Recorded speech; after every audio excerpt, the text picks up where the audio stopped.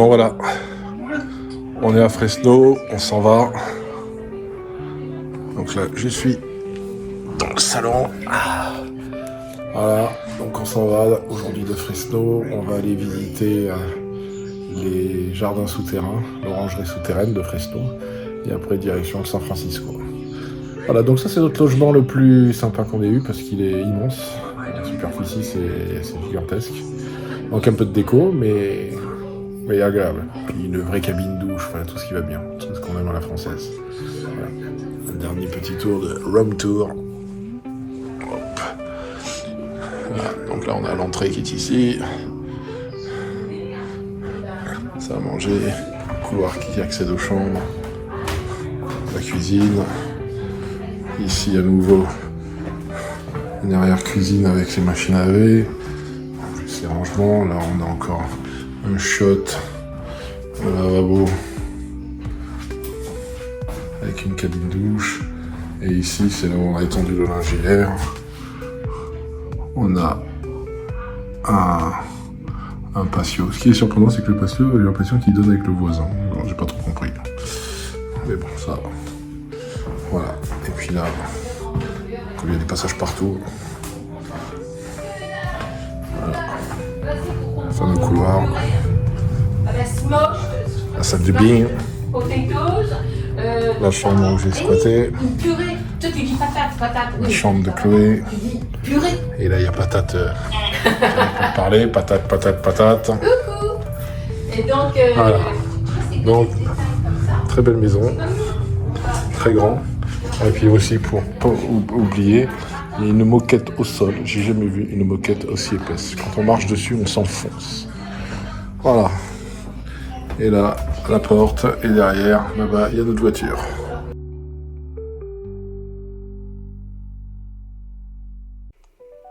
L'histoire des jardins souterrains commence avec Baldassare Forestière, qui est arrivé en Californie en 1901 avec une idée en tête, échapper à la chaleur accablante de la vallée de Fresno. Inspiré par les catacombes de sa Sicile natale, Forestière a commencé à creuser, jour après jour à la main, pour créer un espace où il pourrait vivre et cultiver sous terre. Imaginez 40 ans de travail acharné et de persévérance pour transformer ce terrain en un réseau de passages, de pièces et de jardins souterrains qui s'étendent sur plus de 10 hectares.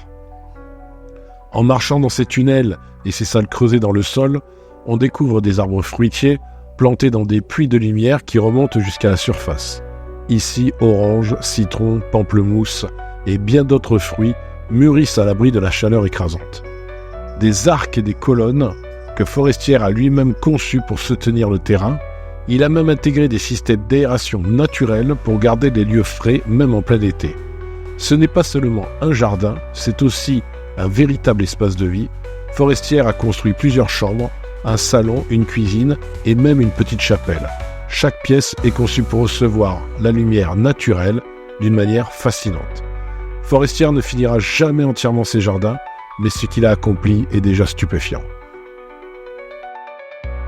On vient de faire le Garden Underground.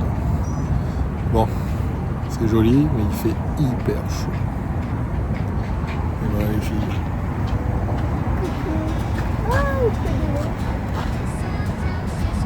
Voilà, donc maintenant on va prendre la route pour aller à San Francisco. San Francisco on the edge of fate.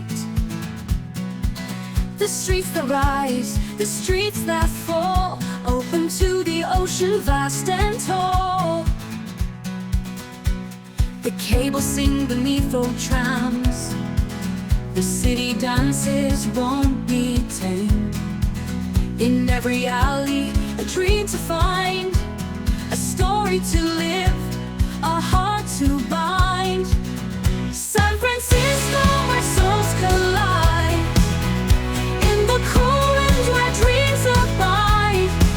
From silver towers to houses of wood, San Francisco lost in your mood.